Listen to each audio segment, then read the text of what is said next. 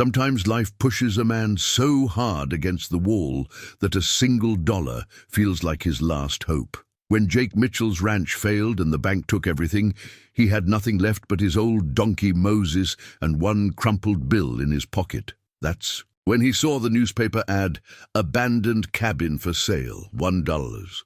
The place was a wreck in the middle of nowhere, with rotting boards and a leaking roof.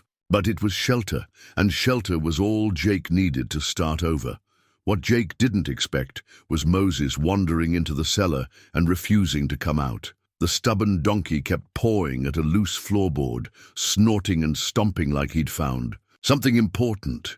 When Jake finally pried up those old planks, he discovered a secret that would change everything. But what could possibly be hidden in a worthless cabin that's worth $300,000? Before we jump back in, tell us where you're tuning in from. And if this story touches you, make sure you're subscribed, because tomorrow I've saved something extra special for you. Jake Mitchell had never imagined his life would come to this. Standing beside a rusted pickup truck on a dirt road that hadn't seen maintenance since the Clinton administration, staring at what could generously be called a structure. The cabin leaned to one side like a drunk cowboy after a long night, its wooden shingles curled and blackened by decades of Montana weather. Half the front porch had collapsed into a pile of rotting timber, and the single window visible from the road had been boarded up with what looked like pieces of an old barn door. Moses snorted beside him, his breath forming small clouds in the crisp October air. The old donkey had been Jake's companion for 15 years, through good times and bad, and right now his dark eyes seemed to hold the same skepticism that was churning in Jake's stomach. This was what a dollar bought you in 2023. A structure that would probably collapse if someone sneezed too hard near it. But it was theirs now. Jake patted the deed in his shirt pocket, the paper as wrinkled as his 62-year-old hands. The real estate agent, if you could call the nervous young man from Billings who'd met him at the property line an agent, had seemed almost apologetic about taking his money. "You sure about this, Mr. Mitchell?" he'd asked 3 times. "I mean, it's structurally unsound. No utilities, no running water, and the access road isn't maintained by the county." Jake had handed over the single-dollar bill without hesitation. What choice did he have? 6 months ago, he'd owned the Double M Ranch, 300 acres of prime grazing land, a modest but comfortable farmhouse, and a herd of cattle that had been his pride and joy. He'd worked that land for 37 years, ever since he'd inherited it from his father. The ranch had weathered droughts, harsh winters, and market downturns, but it had always survived. Jake had survived. Then came the medical bills. Cancer was a word that changed everything, not his own. He'd been blessed with good health his entire life, but his wife, Margaret's. Sweet Maggie, who'd stood by him through every hardship, who'd helped him build the ranch into something worth passing down. The treatments had given them 2 precious extra years together, but they'd also drained every account, mortgaged every acre, and left Jake with debts that a modest ranch could never repay. When Maggie passed last spring, she'd taken his heart with her. When the bank took the ranch 3 months later, they'd taken his future. Now Moses nudged his shoulder gently, the way he always did when he sensed Jake's mind wandering into dark territory. The donkey had an uncanny ability to read human emotion, probably. Why he'd chosen to stay with Jake when everything else had been sold off or repossessed. A neighbor had offered to buy Moses for his children, offering more money than Jake had seen in months. But when Jake had tried to load the donkey into the trailer, Moses had simply sat down and refused to move. That stubborn streak had cost Jake a sale, but gained him the only family he had left. "Well, old friend," Jake said, scratching behind Moses's ears, "I guess we better see what we bought ourselves." The key the agent had given him was actually just a bent coat hanger. The original lock had rusted away years ago. Jake pushed open the front door, wincing as it scraped against the warped floorboards. The smell hit him immediately. Decades of decay, mouse droppings, and something else he couldn't quite identify. Mildew, maybe, or the lingering scent of old wood smoke. The interior was worse than the exterior. What had once been a main room was now an obstacle course of fallen ceiling plaster, water-stained furniture, and debris that had blown in through gaps in the walls. A stone fireplace dominated one wall, its chimney pipe long since detached and lying in pieces on the hearth. To the right, a narrow staircase led to what Jake assumed was a loft area, though several steps were missing and the whole structure sagged ominously. Moses stepped carefully through the doorway behind him, his hooves clicking on the few remaining. Solid floorboards. The donkey's ears were forward, alert as he sniffed the stale air. Something about the way Moses held his head made Jake pay closer attention to their surroundings. "You smell something, boy?" The kitchen, if it could still be called that, occupied the back corner of the main room. A cast-iron stove sat rusted and cold, its pipe disconnected and lying in pieces.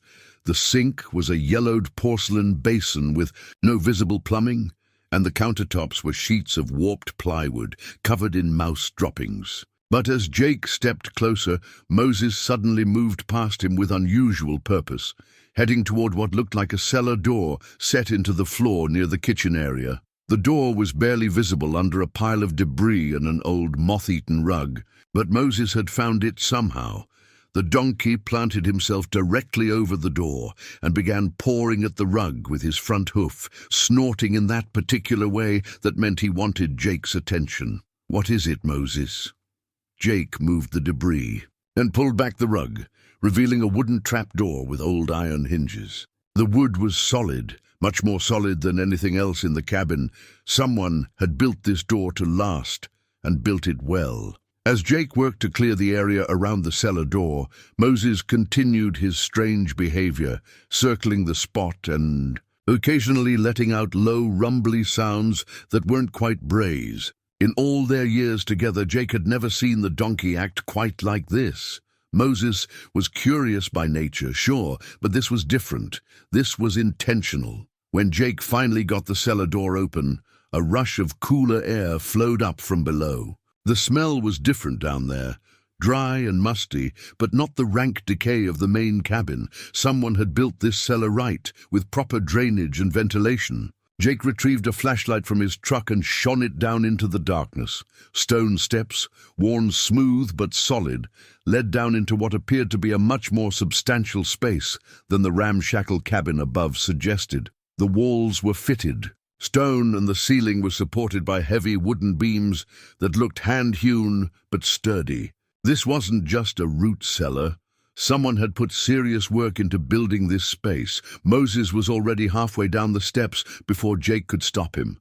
The donkey moved carefully but confidently, as if he'd been down there before, which was impossible, of course. But Jake had learned long ago not to question Moses's instincts too closely.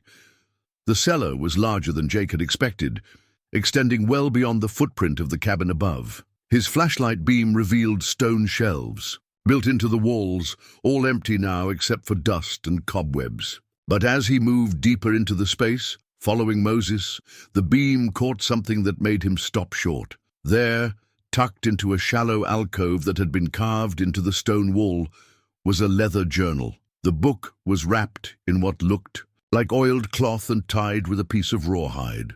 Unlike everything else Jake had seen so far, this journal looked like it had been deliberately preserved and carefully placed. Moses stood directly in front of the alcove, his head turned back toward Jake with an expression that seemed to say, "Well, aren't you going to look at it?" Jake reached for the journal with careful hands.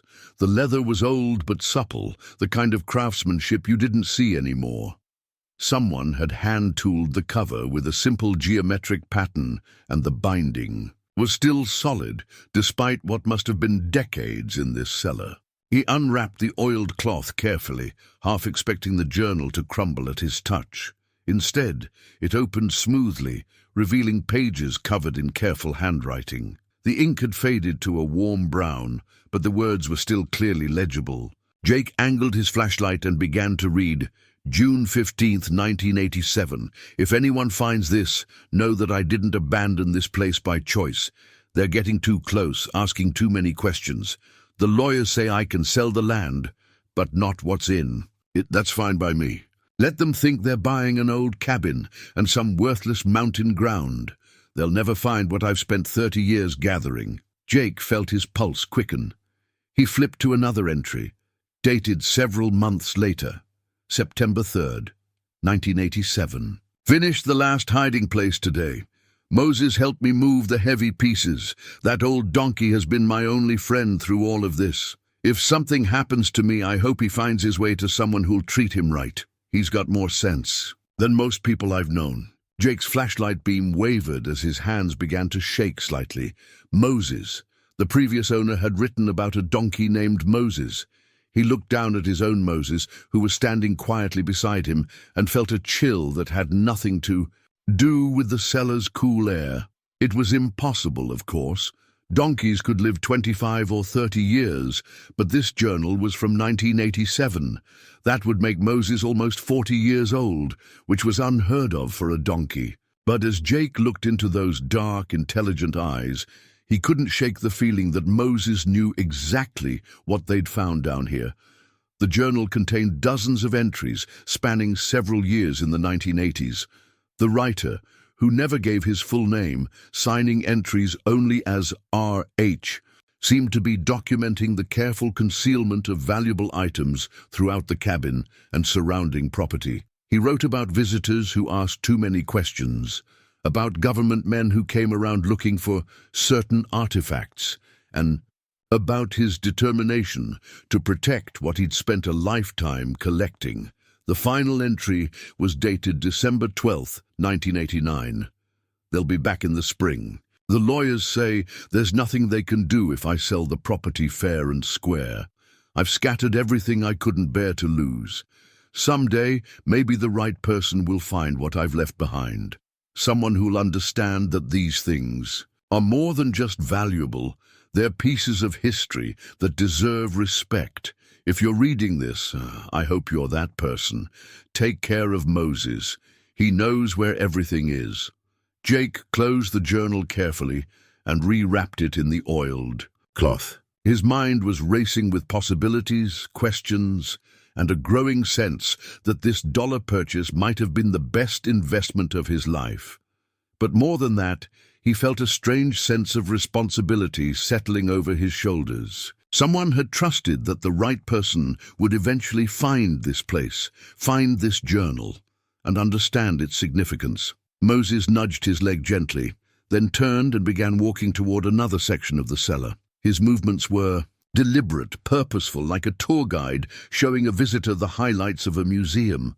Jake followed, his flashlight beam dancing ahead of them, and wondered what other secrets this old cabin might be hiding. As they climbed back up the cellar, 20 minutes later, Jake's mind was buzzing with possibilities. The journal had mentioned hiding places throughout the property, valuable items that had been carefully concealed, and most intriguingly, a donkey named Moses, who knew where everything was. Looking at his own Moses now, standing patiently, in the ruin of the main cabin, Jake felt like he was standing at the beginning of something much larger than he'd imagined. Maybe buying this place for $1 hadn't been desperation after all. Maybe it had been destiny. Jake spent the next 3 days making the cabin barely livable, patching the worst holes in the roof with salvaged plywood and clearing enough debris. From the main room to set up his sleeping bag and Coleman stove, Moses had claimed a corner near the fireplace where the floor seemed most solid, and he spent his time either grazing on the sparse grass outside or standing in specific spots throughout the cabin, staring at the floor with that same intense focus he'd shown in the cellar. On the 4th morning, Jake was trying to figure out how to repair the broken front steps when Moses began his strange routine again. This time, the donkey positioned himself in the center of the main room and began pawing at a section of floorboards that looked identical to all the others. The wood was old and weathered, with wide gaps between the planks and several boards that creaked ominously when stepped on. But Moses seemed convinced that this particular spot deserved attention. He pawed and snorted, backed up a few steps, then returned to paw some more, When Jake tried to continue working on the steps, Moses positioned himself directly in Jake's path and refused to move. "All right, old boy," Jake said, setting down his hammer. "You want to show me something, don't you?"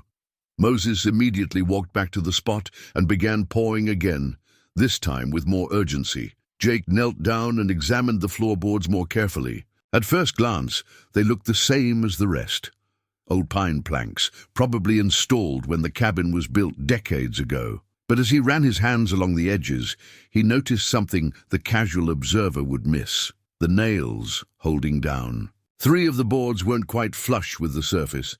They'd been pulled up and hammered back down, probably multiple times. "Someone's been under here before," Jake murmured. Moses snorted as if to say, "Finally, you're catching on." Jake retrieved a pry bar from his small collection of tools and worked carefully at the edge of the first loose board. The nails came up easily, too easily for boards that should have been secured for decades. Underneath, he could see that someone had carved out a shallow hiding space in the floor joists, just deep enough to conceal something flat. The second board came up, just as easily, and the third revealed the full extent of the hiding place. Someone had spent considerable time and effort creating this secret compartment, carefully removing just enough wood to create a space about 2 feet square and 4 inches deep. The bottom was lined with the same oiled cloth Jake had found wrapped around the journal, and there, nestled in the center of the cloth, was a pocket watch. Jake lifted it carefully, immediately recognizing the weight and feel of quality craftsmanship. The case was silver, tarnished with age, but still bearing the intricate engraved pattern that covered its surface. Hunting scenes decorated the front, a stag leaping over a fallen log, hounds in pursuit, riders on horseback, the kind of detailed work that took a master craftsman months to complete. He opened the case with trembling fingers. The watch face was porcelain white with black Roman numerals, and despite decades of hiding, the hands and internal mechanism looked to be in remarkable condition. But it was the inscription on the inside of the case that made Jake's breath catch. In his throat, "Presented to Colonel James H. Morrison, 3rd Virginia Cavalry, for distinguished service at Chancellorsville, May 1863, from the grateful citizens of Richmond." Jake closed the watch and opened it again, making sure he'd read correctly. Colonel Morrison, 3rd Virginia Cavalry. Chancellorsville was one of the most famous battles of the Civil War, and a watch presented for distinguished service would have been extremely valuable even when it was new. Now, more than a century and a half later, it could be worth thousands. Moses had wandered over to stand beside Jake, and when Jake looked into the donkey's eyes, he could swear he saw satisfaction there. As if Moses had been waiting years for someone to finally find what had been hidden right under their feet. "How did you know, boy?" Jake asked softly. "How did you know it was there?" Moses just snorted and walked toward another section of the cabin near the base of the staircase. He took up the same position, head down, pawing at the floor that had led to the first discovery. Jake felt his pulse quicken. If there was one hiding place, there were probably others. And if R.H. had hidden a Civil War presentation watch under the floorboards, what else might be concealed throughout the property? But as Jake stood up, pocket watch still clutched in his hand, a wave of uncertainty washed over him. This watch didn't belong to him, not really. Someone had hidden it deliberately, probably to protect it from being discovered. Now that he'd found it, what was he supposed to do? Keep it, sell it, try to find the rightful owner? The journal had mentioned that R.H. hoped the right person would find what he'd left behind, someone who would understand that these things are more than just valuable. But what did that mean? Was Jake the right person? How could he be sure? He needed help. Professional help from someone who understood antiques and could tell him what he was dealing with. Jake remembered seeing an antique shop in the small town of Cedar Falls, about 20 miles from the cabin. If the owner was knowledgeable, maybe they could at least tell him if the watch was authentic and what it might be worth. The drive to Cedar Falls gave Jake time to think, and the more he thought, the more complicated the situation seemed. The watch was beautiful, clearly valuable and possibly historically significant. But finding it had raised more questions than it had answered. If R.H. had hidden this watch so carefully, what had he been protecting it from? Why the secrecy? And why had he written in the journal about government men who came around asking questions? Cedar Falls wasn't much more than a crossroads, with a gas station, a diner, and a handful of small businesses clustered around a single main street. The antique shop occupied the ground floor of a two-story brick building that looked like it had been there since the 1920s. Mountain Heritage Antiques, read the hand-painted sign above the door. The woman behind the counter was probably in her 50s, with graying hair pulled back in a practical ponytail and the kind of wire-rimmed glasses that suggested someone who spent a lot of time examining fine details. She looked up from a catalogue she was reading when Jake entered, and her smile was genuinely welcoming. "Good morning," she said. "I'm Sarah Collins. Haven't seen you around before." "Jake Mitchell," he replied. "I just moved to the area. Bought a place up near Thunder Creek." Sarah's eyebrows rose slightly. "The old cabin? I heard it finally sold. That place has been empty for years. You know it? Everyone around here knows about that cabin. The man who owned it was something of a mystery. Kept to himself, never came to town except for supplies. Some folks said he was hiding from something, but that might have been just talk." Jake pulled the watch from his pocket, still wrapped in the oiled cloth. "I found this in the cabin. I was hoping you might be able to tell me something about it." Sarah's expression changed immediately when she saw the watch. Her professional demeanor sharpened, and she motioned for Jake to bring it closer to the counter where she had better lighting and a magnifying glass set up. "May I?" she asked, extending her hands carefully. Jake passed her the watch, and she examined it with the thoroughness of someone who knew what she was looking at. She opened the case, read the inscription, and spent several minutes studying the engraving work and the internal mechanism. "This is authentic," she said finally. "Late 1800s craftsmanship, probably made by a high-end watchmaker in Richmond or Philadelphia. The engraving is hand-done, museum quality, and Colonel Morrison. I'd have to do some research, but I believe he was a real person. The 3rd Virginia Cavalry was a legitimate unit, and Chancellorsville was a major Confederate victory. What do you think it's worth?" Sarah was quiet for a long moment, still examining the watch. "In this condition, authenticated and with the historical provenance, I'd estimate anywhere from $8,000 to $12,000, possibly more if Colonel Morrison was particularly notable." Jake felt his legs go weak. $12,000. More money than he'd had at one time, since before Maggie got sick. Enough to make real repairs to the cabin, buy a proper truck, maybe even start rebuilding some kind of life. "But Jake," Sarah continued, and something in her tone made him focus on her face instead of the dollar figures dancing in his head. "Finding something like this raises questions. Where exactly did you find it? Was it just lying around? Or was it hidden?" "Hidden," Jake admitted. "Under loose floorboards. Someone had created a deliberate hiding place." Sarah nodded thoughtfully. "That changes things. Someone hid this watch for a reason, probably to protect it. And if they went to the trouble of creating a proper hiding place, there might be other items. You need to be very careful, Jake. Word gets around in small communities. And there are people who make a living hunting for hidden treasures. Not all of them are as honest as they should be." As if to emphasize her point, the shop's door chimed as another customer entered. The man was probably in his 40s, wearing expensive boots and a leather jacket that looked new. His eyes immediately focused on the watch in Sarah's hands, and Jake noticed the way the man's expression sharpened with interest. "Afternoon, Marcus," Sarah said, and Jake caught something cool in her voice. "Just looking.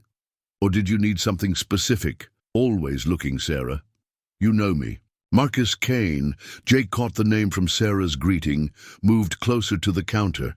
"That's a beautiful piece you've got there. Civil War era?" "We were just finishing up," Sarah said firmly, wrapping the watch back in its cloth and handing it to Jake. "Good luck with your new place, Mr. Mitchell, and remember what we discussed." Jake pocketed the watch, nodded his thanks, and headed for the door. But he could feel Marcus Kane's eyes on him as he left, and something about the man's too casual interest made him uneasy. The drive back to the cabin gave Jake time to process what he'd learned. The watch was real, valuable, and almost certainly the first of several hidden items. Sarah's warning about treasure hunters suggested that his discovery might attract unwanted attention. And most importantly, Moses had somehow known exactly where to find it. As he pulled up to the cabin, Jake saw Moses waiting for him in the doorway, as if the donkey had been watching the road. And sure enough, as soon as Jake was inside, Moses walked directly to the base of the staircase and resumed his pawing and snorting routine. "More treasures, old boy?" Jake asked. Moses looked at him with those intelligent dark eyes and snorted once, as if to say, "You haven't seen anything yet." Jake decided to follow Moses's lead immediately this time.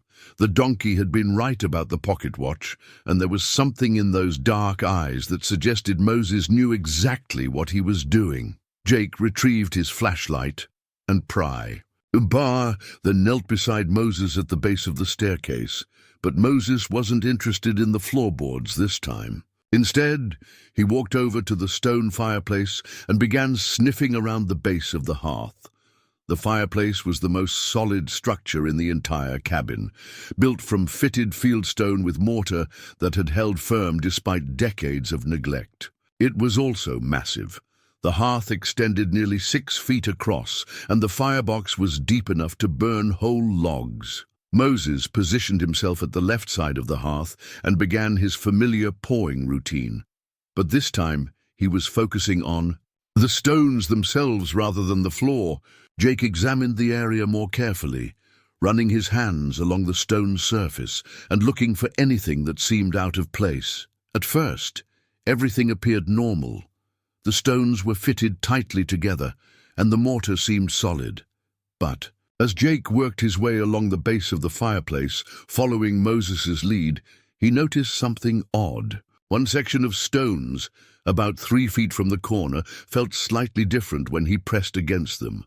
The mortar was a different color, newer, as if it had been removed and replaced at some point. "You found another one, didn't you, boy?" Moses snorted and pushed his nose against the suspect stones, as if trying to show Jake exactly where to focus his attention. Jake tapped gently on the stones with his knuckles and heard a subtle difference in sound.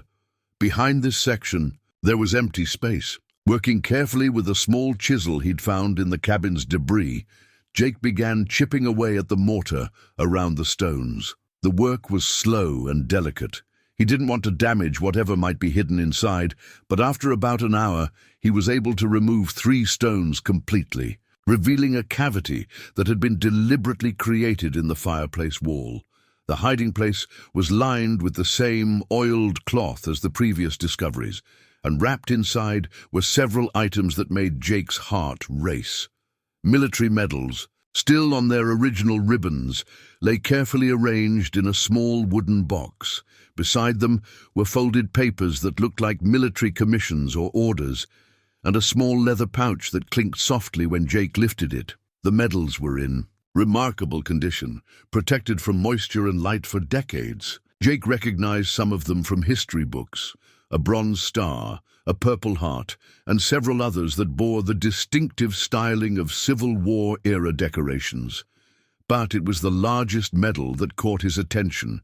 This one was clearly special, with an elaborate star-shaped design suspended from a blue ribbon with white stripes.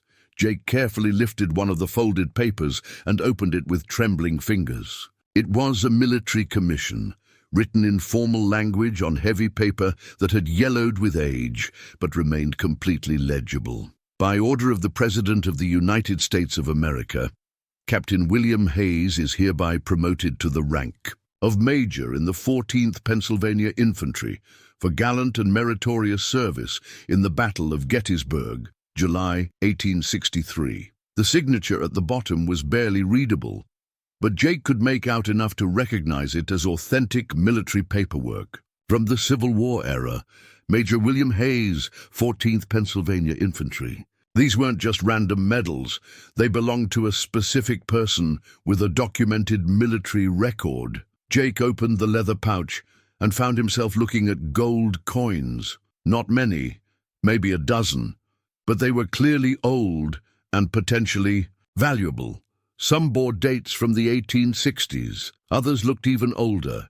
These weren't the kind of coins that ended up in someone's pocket by accident. Someone had collected them deliberately, probably over many years. Moses had been watching this entire process patiently, but now he walked over to where Jake was kneeling and gently nuzzled his shoulder. When Jake looked into the donkey's eyes, he saw something that might have been approval. As if Moses was pleased that Jake was taking care with these discoveries, treating them with the respect they deserved. "Major Hayes," Jake said aloud, examining the medals more closely, "I wonder what happened to you and how your medals ended up hidden in a cabin wall." But even as he asked the question, pieces of a larger puzzle began forming in his mind. The pocket watch had belonged to a Confederate officer, Colonel Morrison. These medals belonged to a Union officer, Major Hayes. The dates were similar, both from the Civil War era, but they represented opposite sides of the conflict. How had items from both armies ended up hidden in the same cabin? Jake spent the rest of the afternoon researching what he could, using his phone's limited internet connection. The signal was weak this far from town, but he managed to find some basic information about both officers.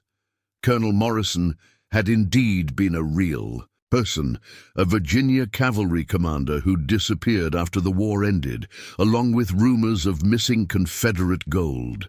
Major Hayes was also documented, a Pennsylvania infantry officer who'd been awarded the Medal of Honor for his actions at Gettysburg. The Medal of Honor. Jake looked at the star-shaped medal with new understanding.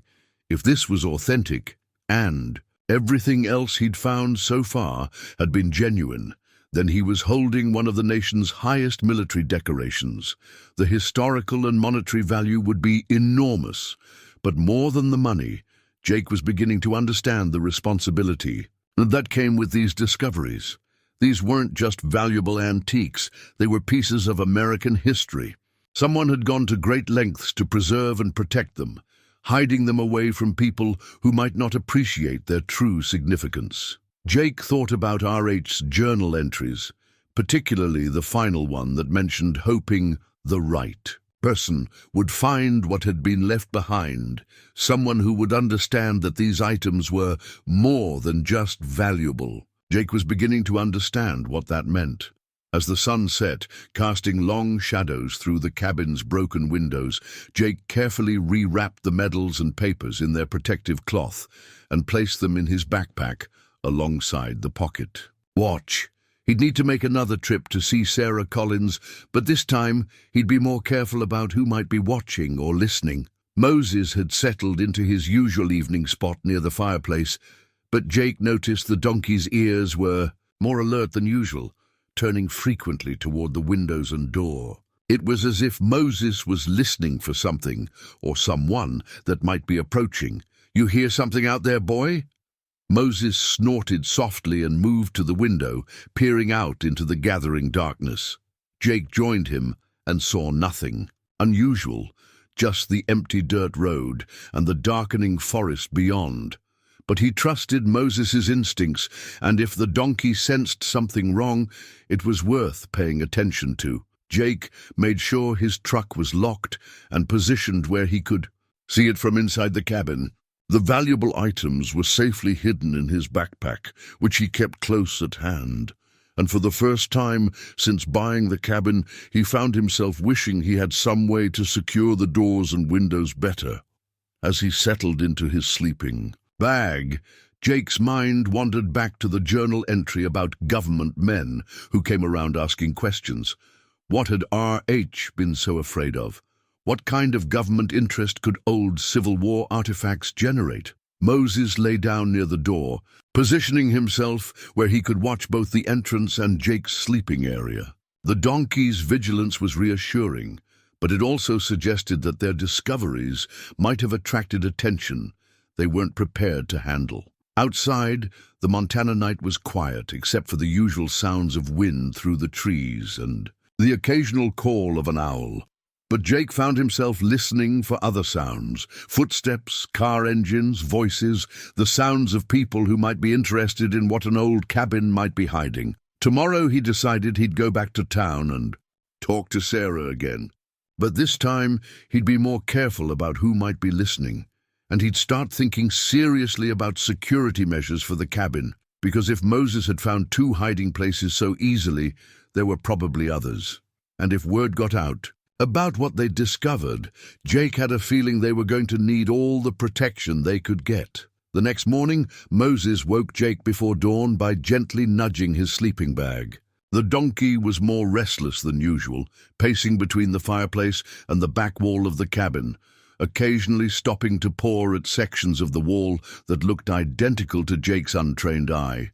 Jake had learned to pay attention to Moses's behavior, so after a quick breakfast of coffee and canned beans heated on his camp stove, he began examining the wall more carefully. The cabin's back wall was constructed of logs, chinked with mud and smaller stones. Most of the chinking had cracked and fallen out over the years, leaving gaps that let in wind and rain. But in one section, about 4 feet from the floor, the chinking looked different, more deliberate, and made from stones that didn't quite match the others. Moses positioned himself directly in front of this section and began his familiar routine of pawing and snorting. Jake ran his hands along the logs and stones, looking for anything unusual. The logs seemed solid, but when he pressed against the mismatched stones, they shifted slightly. Someone had created another hiding place, this one built into the wall itself. Working carefully with his hands, Jake was able to remove several stones and reveal a cavity that had been carved out of the log behind them. This hiding place was larger than the others, big enough to hold a wooden box about the size of a shoebox. The box was wrapped in oiled leather and tied with what looked like sinew rather than rope. When Jake opened the box, he found himself looking at something completely different from the military artifacts he'd discovered before. Nestled in layers of soft buckskin were dozens of arrowheads, each one unique and clearly handcrafted. But these weren't the rough hunting points that amateur collectors sometimes found scattered around old campsites. These arrowheads were works of art. Each point was perfectly shaped and polished smooth, made from different types of stone that ranged from translucent white to deep red to speckled gray. Some were no bigger than Jake's thumbnail. Others were as long as his finger. The craftsmanship was extraordinary. Edges sharp enough to cut, points that could pierce leather, and designs that showed both practical skill and artistic sensibility. But it was the presentation that made Jake realize he was looking at something special. The arrowheads were arranged in patterns within the box, grouped by size and stone type, with small bundles of what looked like sage and sweetgrass tucked between them. This wasn't just a collection, it was a ceremonial arrangement, put together by someone who understood the cultural significance of what they were preserving.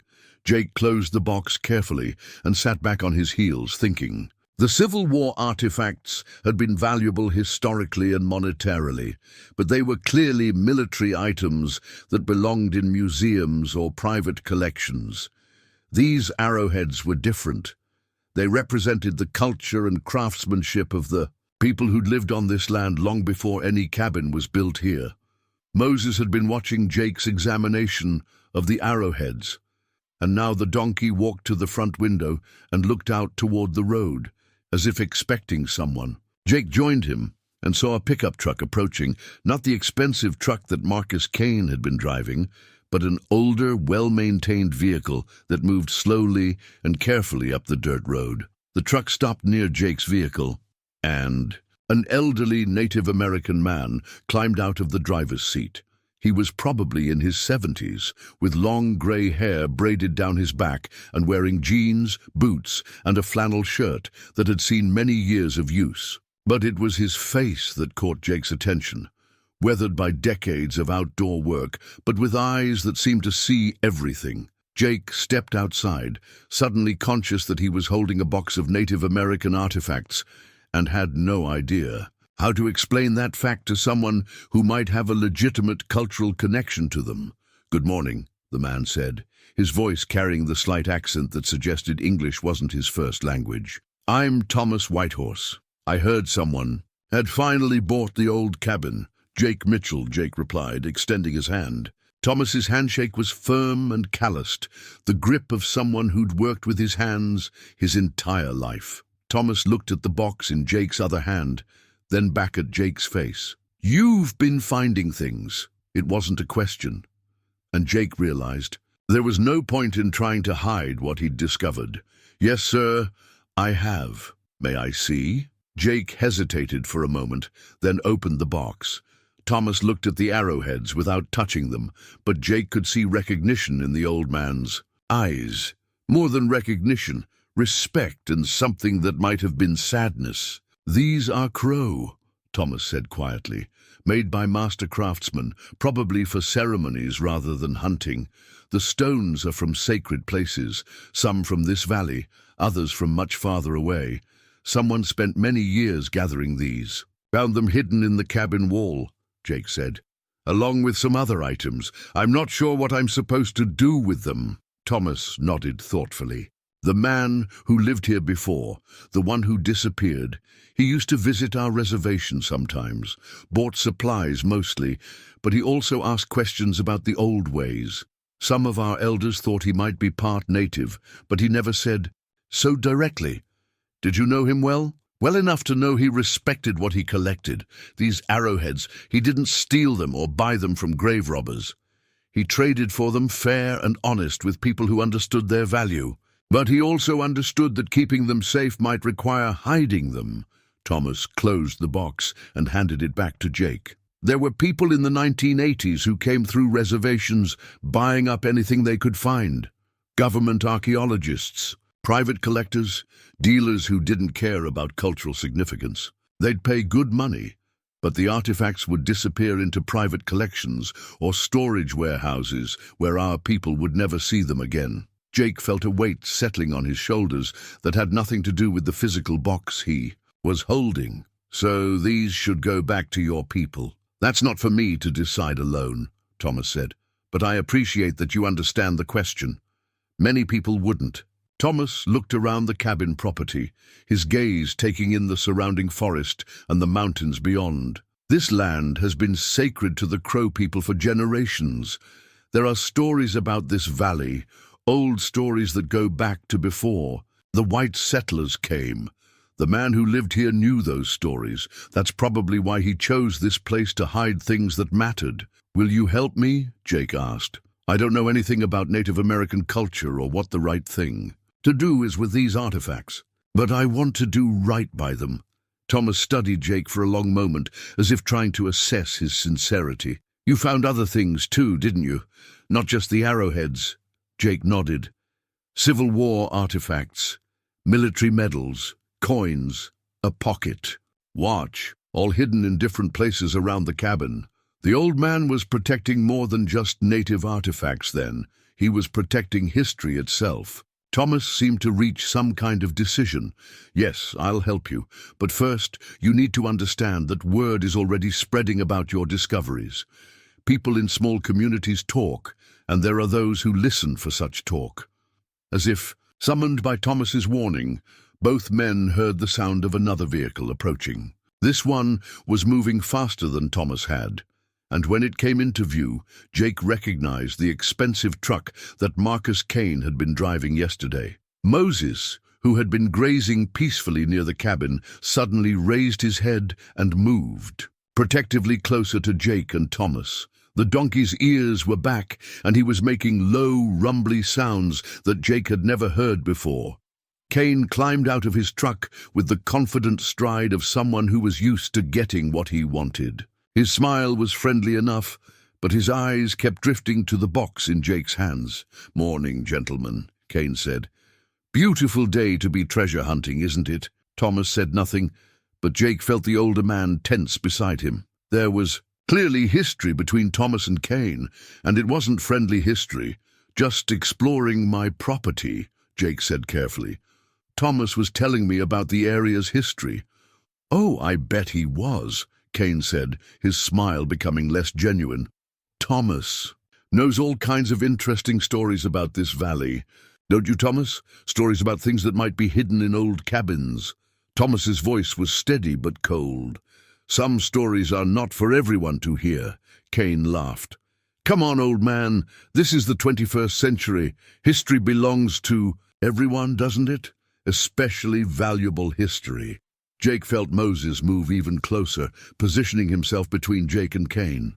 The donkey's protective instincts were clearly triggered by something about Kane's presence. "I think you should leave," Jake said. "This is private property." Kane's expression hardened. "Of course it is.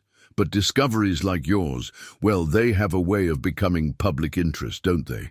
Especially when they involve items that might have been illegally obtained or hidden to avoid rightful ownership claims." The threat was subtle but unmistakable. Kane was suggesting that Jake's discoveries might be legally questionable, that government authorities might need to be involved. The same kind of pressure that had apparently driven RH to hide his collection. In the first place, Thomas stepped forward slightly. "Mr. Kane, you've been told before that you're not welcome on tribal lands. This valley may not be reservation property, but it's sacred ground. You'd do well to remember that." Kane's smile disappeared completely.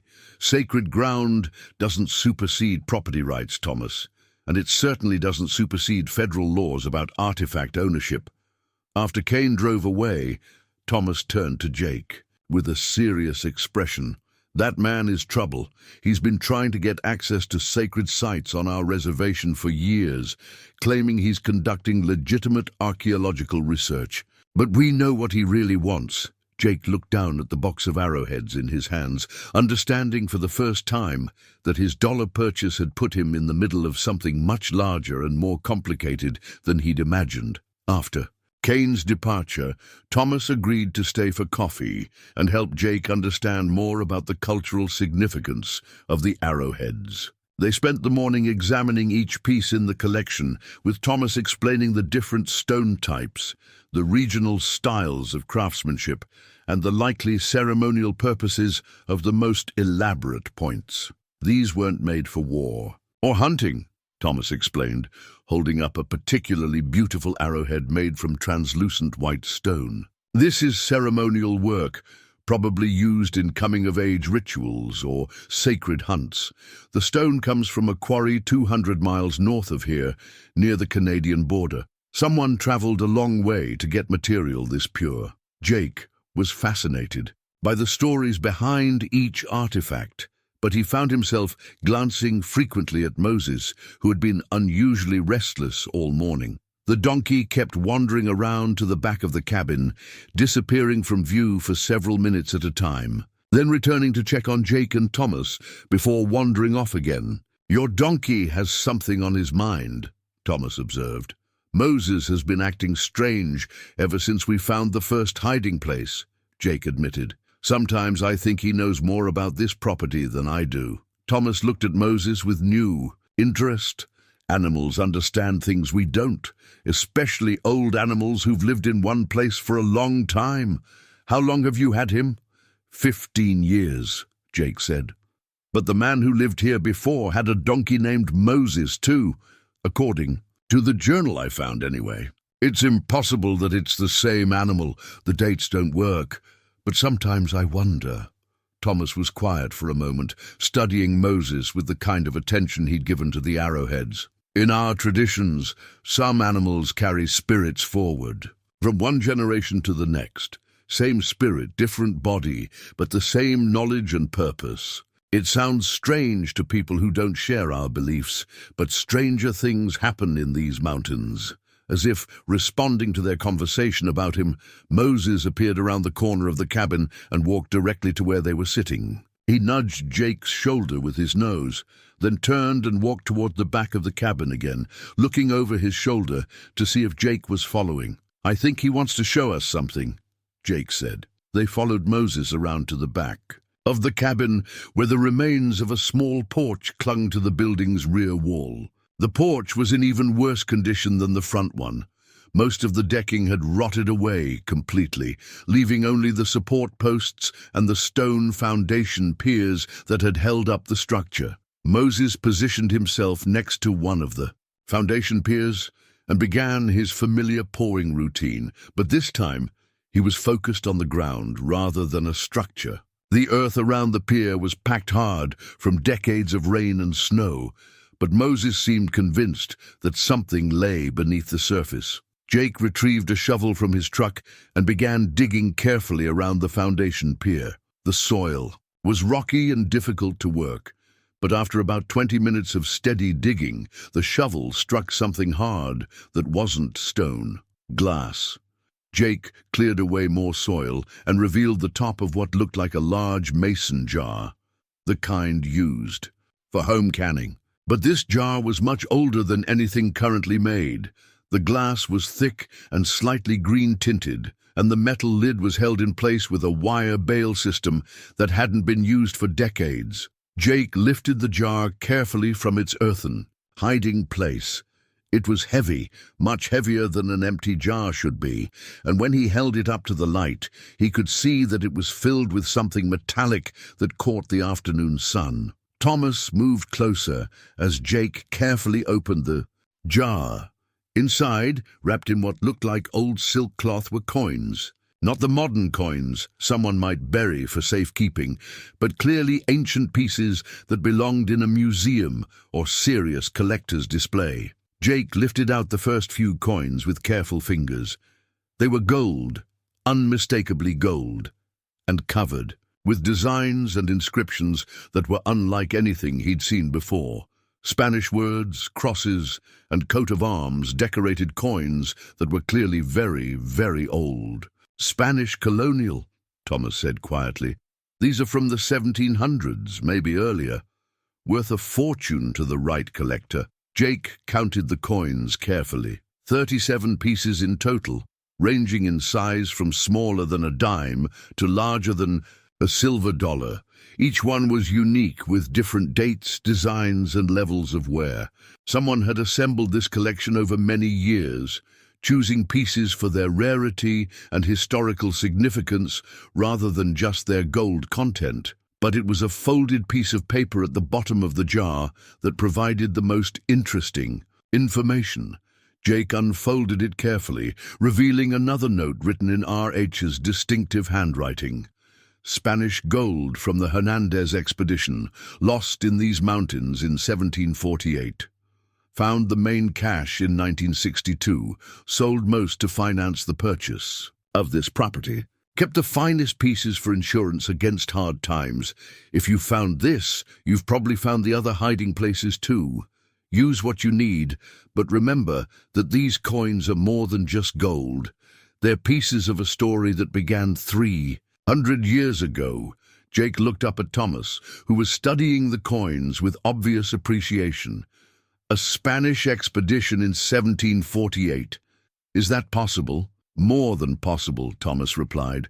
Our oral histories talk about Spanish soldiers who came through this valley in the mid-1700s looking for gold and silver deposits. They were following stories about sacred metals that our people had told them about. Most of the expedition was killed in a winter storm, but some of their supplies and treasure were never recovered. The implications were staggering. If R.H. had found a cache of Spanish colonial gold in these mountains, these 37 coins might represent only a small fraction of what had originally been hidden here. The main treasure could still be out there somewhere, waiting to be discovered. But Jake's excitement was tempered by growing concern about security. The pocket watch, the military medals, the arrowheads, and now Spanish gold. The total value of what he'd found was climbing towards 6 figures, maybe more. And Marcus Kane clearly suspected that valuable items were being discovered. Thomas, Jake said, I need to ask you something important. If word gets out about these discoveries, am I going to have legal problems? Kane mentioned federal laws about artifact ownership. Thomas considered the question carefully. The arrowheads could be complicated, but since they were legally traded rather than stolen, you'd probably be okay if you handle them respectfully. The military items are clearly legal. They're not native artifacts, and they were found on your property. These coins are the real question. What do you mean? Spanish colonial treasure has special legal status. If these coins came from a documented shipwreck or expedition, the state or federal government might have claims on them, and if there's a larger treasure cache out there, finding it could trigger all kinds of legal complications. Jake felt his heart sink. Just when it seemed like his luck had finally turned around, legal complications threatened to take it all away. Moses, who had been grazing nearby while they examined the coins, suddenly raised his head and looked toward the access road. His ears were forward and alert, focusing on something Jake couldn't yet hear. Thomas noticed Moses's behavior too. Someone's coming. Sure enough, within a minute they could hear a vehicle approaching. But this time it wasn't Kane's expensive truck. It was Sarah Collins's small SUV from the antique shop, moving carefully up the rough road. Sarah parked near Jake's truck and walked over to where they stood near the mason jar and its scattered contents. Her expression was serious, and Jake could tell immediately that this wasn't a social visit. "Jake," she said without preamble, "we need to talk. Word is spreading in town about your discoveries, and you're about to have bigger problems than just Marcus Kane's interest." Sarah's warning proved prescient within hours of her visit. As the three of them, Jake, Thomas, and Sarah, worked to catalog and secure the Spanish coins, Moses began showing unusual agitation around a section of the cabin's interior wall that none of them had examined closely before. This time, the hiding place was more sophisticated than the others. Hidden behind what appeared to be a solid log wall was actually a cleverly constructed panel that could be removed entirely. The craftsmanship was impressive. Someone had spent considerable time creating a hiding place that would be nearly impossible to detect without knowing exactly where to look. Inside the hidden compartment was a waterproof metal container, the kind used by the military to protect sensitive equipment from moisture and temperature extremes. When Jake opened it, he found himself looking at something completely unexpected. Pristine vintage baseball cards, carefully arranged in protective sleeves and organized by year and team. These weren't the common cards that most collectors accumulated over time. These were rookie cards of players who'd become legends. Mickey Mantle, Willie Mays, Hank Aaron, Ted Williams, all in condition that suggested they'd never been handled by young hands or traded on playgrounds. Someone had purchased these cards when they were new, recognized their potential value, and preserved them with museum-quality care. Sarah examined the cards with the same professional attention she'd given to the other artifacts. "These are incredible," she said, handling a 1952 Topps Mickey Mantle card with obvious reverence. "This single card could be worth $50,000 in this condition. The entire collection might be worth more than everything else you found combined." Thomas looked puzzled. "Baseball cards? Why would someone hide baseball cards with Spanish gold and Civil War artifacts?" Jake found a note tucked into the bottom of the container that provided the answer. R.H.'s handwriting explained, "Started collecting these for my son in the 1950s, before I understood their investment potential.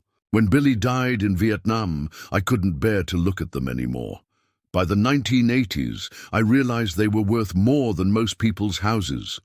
Sometimes the most valuable treasures are the ones that carry the most heartache." The personal note added a layer of sadness to the discovery that made Jake uncomfortable with the monetary calculations. These cards represented a father's love for his son, dreams that had been cut short by war, and grief that had lasted decades. They were valuable, yes, but they were also deeply personal in a way that the other artifacts weren't. But Jake's contemplation of the card's emotional significance was interrupted by the sound of multiple vehicles approaching the cabin. This time, it wasn't just one truck. It sounded like several vehicles, moving in convoy formation. Moses immediately positioned himself between Jake and the approaching sounds, his ears back and his body tense with protective alertness. Thomas and Sarah moved instinctively closer to Jake, and all three began gathering up the artifacts they'd been examining. The vehicles that came into view were trouble. Kane's expensive truck led the convoy, followed by two other trucks and an SUV. 8 men climbed out of the vehicles, all wearing similar clothing, work boots, jeans, and jackets that could conceal weapons. They moved with the coordinated precision of people who'd worked together before. Kane approached with the same confident smile he'd worn earlier, but now it felt more menacing than friendly. "Afternoon, folks. Beautiful day for archaeology, isn't it?" Jake stepped forward, trying to project more confidence than he felt. "You're trespassing on private property. I'll ask you to leave." "Oh, I don't think so," Kane replied. "You see, I've been doing some research since our last conversation. Turns out there are some interesting legal questions about what you've been finding here." Kane gestured to one of his men, who stepped forward with a folder of papers. "This is a temporary restraining order issued by the county court, preventing the removal or sale of any artifacts found on this property pending a federal investigation into potential violations of the Archaeological Resources Protection Act." Sarah snatched the papers from Kane's man and examined them quickly. "This is garbage," she said. "These signatures look forged, and the court seal isn't right." Kane's smile widened. "That's for lawyers to decide, isn't it? In the meantime, I'm here as an authorized representative of several interested parties to ensure that potentially significant historical artifacts are properly protected." "Authorized by whom?" Thomas demanded. "The Hernandez family of Santa Fe, New Mexico," Kane replied smoothly. "Descendants of the original Spanish expedition that lost treasure in these mountains. They have legitimate ancestral claims to any artifacts related to their family's historical presence in this region." The claims sounded plausible enough to be troubling, but Jake noticed that Kane's men were spreading out around the cabin in a way that suggested they were more interested in controlling the situation than protecting artifacts. This wasn't a legal proceeding, it was a shakedown. "Even if that were true," Sarah said, "which I doubt, you'd need proper court orders and law enforcement present to remove anything from this property." Kane nodded to his men, and suddenly the atmosphere became much more threatening. "We're not removing anything. We're just ensuring that it stays safe until the proper authorities can evaluate the situation. Think of us as security guards." Thomas stepped closer to Kane, his voice low and dangerous. "You're threatening people on sacred ground. That's not just illegal. It's stupid." Kane laughed. "Sacred ground doesn't supersede property rights, old man. And it certainly doesn't supersede federal treasure laws. Mr. Mitchell here has stumbled onto something much bigger than he understands, and there are people with legitimate interests in ensuring it's handled properly." Jake felt trapped between fear and anger. These men were clearly planning to force their way into the cabin and search for the artifacts he'd found. The fake legal papers were just window dressing for what amounted to armed robbery. But Moses had other ideas. The old donkey, who'd been standing quietly beside Jake, suddenly moved, not toward Kane or his men, but toward the cabin itself. Moses positioned himself directly in front of the door, lowered his head, and let out a bray that was unlike anything Jake had ever heard from him before. It was loud, aggressive, and unmistakably territorial. Kane's men hesitated. Apparently none of them had expected to be challenged by a donkey. "Move the animal," Kane ordered. One of his men approached Moses with casual confidence, probably thinking he could just push the donkey aside. Moses waited until the man was within reach, then kicked. The blow caught the man in the thigh and sent him stumbling backward, cursing loudly. "That donkey just assaulted one of my associates," Kane said, but his smile was gone now. "That's destruction of property and assault." "That donkey," Thomas said with obvious satisfaction, "is protecting his home. Something you might want to consider before you try to take what isn't yours." Kane's expression hardened. "This isn't over. Legal claims have been filed and proper authorities will be involved." In the meantime, we'll be keeping an eye on this property to ensure nothing disappears." As Kane and his men retreated to their vehicles, Jake noticed that they didn't leave entirely. Instead, they positioned themselves at the junction of the access road and the main highway, where they could monitor everyone coming and going from the cabin. Sarah watched them through binoculars. "They're setting up a surveillance post. This has gone from treasure hunting to something much more serious." Thomas nodded grimly. "That man isn't going to give up. And he's not working alone. Those legal papers might be fake, but someone with real resources is backing his operation." Jake looked at Moses, who was still standing guard at the cabin door, and felt a deep appreciation for the old donkey's loyalty. But he also realized that they were now in a situation that required more than stubborn donkeys and righteous indignation. Kane had resources, manpower, and apparently some kind of legal backing, even if it was fraudulent. "What do we do?"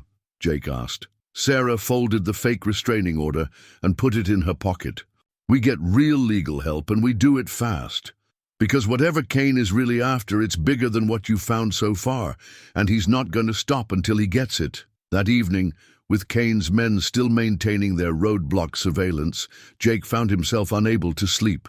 The baseball cards, Spanish coins, and other artifacts were safely hidden inside the cabin, but the presence of hostile watchers made everything feel precarious. Sarah had driven back to town to contact a lawyer she knew in Billings, and Thomas had returned to the reservation to consult with tribal elders about the cultural artifacts, leaving Jake alone with Moses and his racing thoughts. Moses, however, seemed to have one more revelation in store.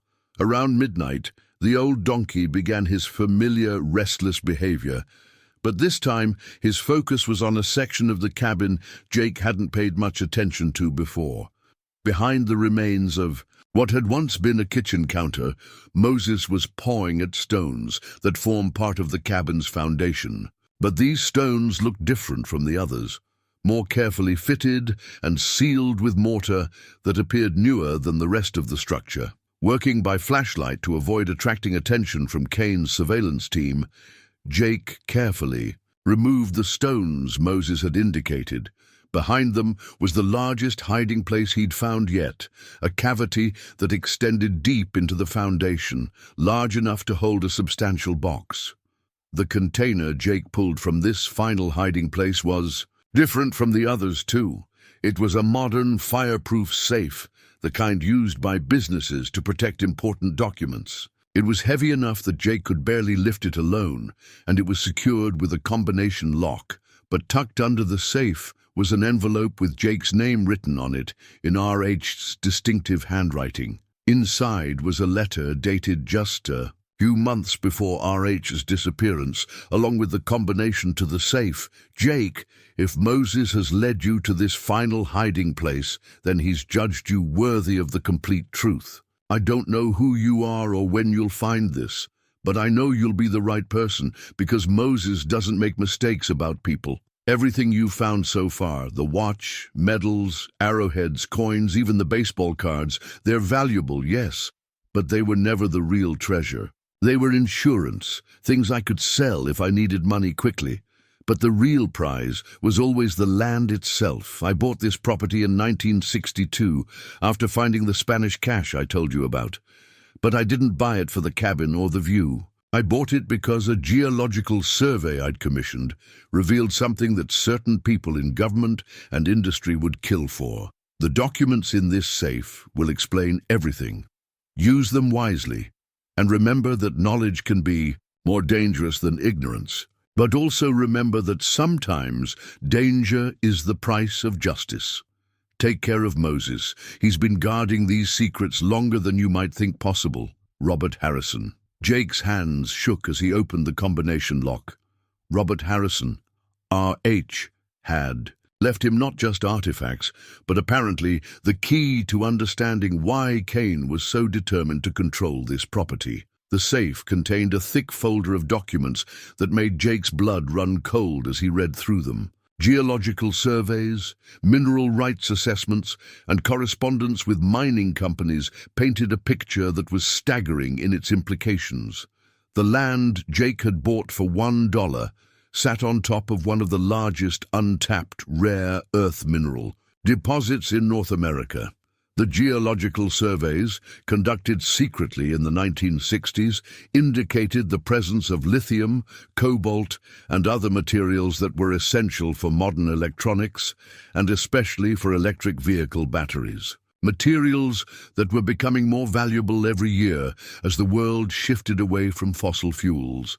But the most shocking document was a letter from a mining consortium dated 1987, offering Robert Harrison $25 million for the mineral rights to his property. Harrison had refused, and according to his handwritten notes on the letter, that refusal had triggered a campaign of harassment and legal pressure designed to force him to sell. The pattern was becoming clear. Cain wasn't interested in Civil War artifacts or Spanish gold. He was after mineral rights worth hundreds of millions of dollars. The artifacts were just a convenient excuse to establish legal claims on the property. Jake found a land deed that explained everything. When Robert Harrison had purchased the property in 1962, he'd made sure to acquire not just the surface rights, but all mineral rights as well. And when Jake had bought the cabin for $1, those mineral rights had transferred to him as part of the property sale, which meant that Jake Mitchell, a failed rancher with $1 to his name, now owned mineral rights worth more money than he could properly comprehend. But the documents also revealed the danger of that ownership. A series of letters and legal documents showed that various interests, government agencies, mining companies, and private investors had been trying to gain control of these mineral rights for decades. Robert Harrison had fought them off through legal maneuvering, but ultimately he'd been forced to disappear to protect himself. Now, those same interests were focusing on Jake. A noise outside made Jake quickly close the safe and extinguish his flashlight. Through the broken windows, he could see additional vehicles had joined Cain's surveillance team. What had started as a handful of men was now looking more like a serious operation. Moses appeared beside him in the darkness, moving with the silent stealth that farm animals develop when they need to avoid predators. The donkey's body language was tense, alert, ready for trouble. Jake's phone buzzed with a text message from Sarah. "Can't reach you by phone.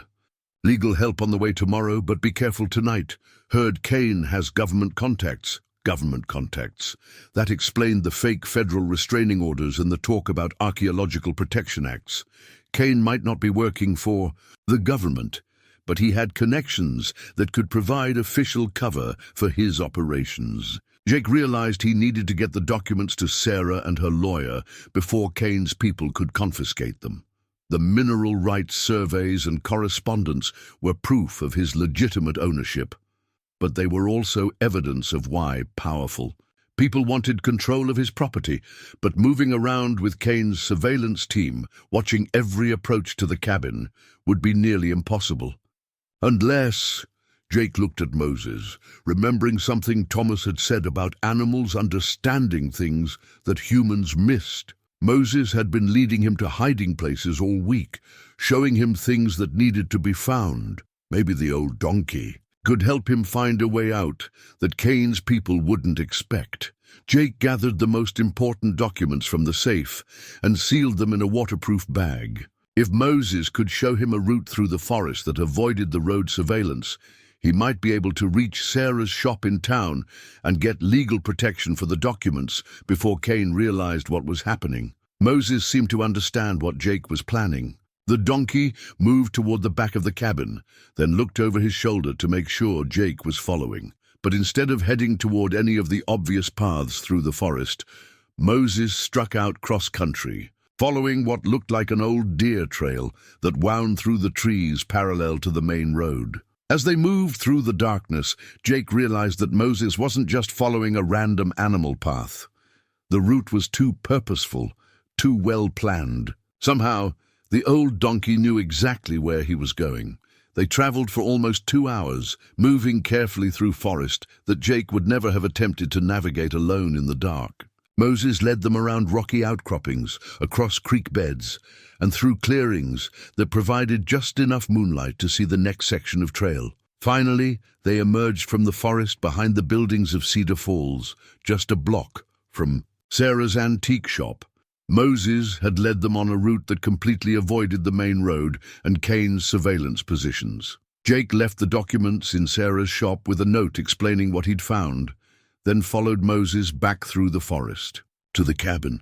The round trip took almost 4 hours, but when they finally returned, Kane's surveillance team was still focused on the main road, apparently unaware that Jake had left the property. As the sun rose, Jake sat on the cabin's front steps with Moses. Beside him, contemplating the magnitude of what he'd discovered. The failed rancher who'd bought a ruined cabin for his last dollar now owned mineral rights worth hundreds of millions. But he also owned a target that powerful people would do almost anything to acquire. Moses nudged his shoulder gently, the same comforting gesture he'd made hundreds of times over their 15 years together. But now Jake understood that Moses wasn't just a loyal companion. He was a guardian who'd been protecting these secrets for longer than should have been possible, waiting for the right person to find them and do the right thing with them. "Well, old friend," Jake said, scratching behind Moses's ears, "I guess we're about to find out just how much trouble mineral rights can buy us." Sarah arrived at the cabin the next morning with reinforcements. A sharp-eyed lawyer named Elena, Rodriguez from Billings, and a county sheriff's deputy who looked distinctly uncomfortable with the situation he'd been called into.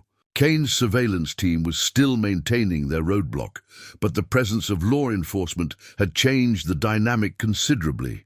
Elena Rodriguez wasted no time getting to the heart of the matter. After examining the documents Jake had retrieved from Robert Harrison's safe, she spread them across the cabin's makeshift table and began organizing them into categories.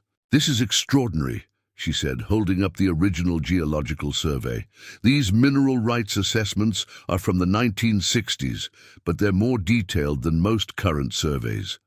Harrison must have hired the best geological consulting firm in the region." The deputy, whose name tag read Martinez, was examining Kane's fake restraining orders with obvious skepticism. "These papers aren't worth the paper they're printed on. Wrong court seal, forged signatures, and no case number in our system. But the problem is, Kane's people have been telling everyone in town that they're working with federal agencies."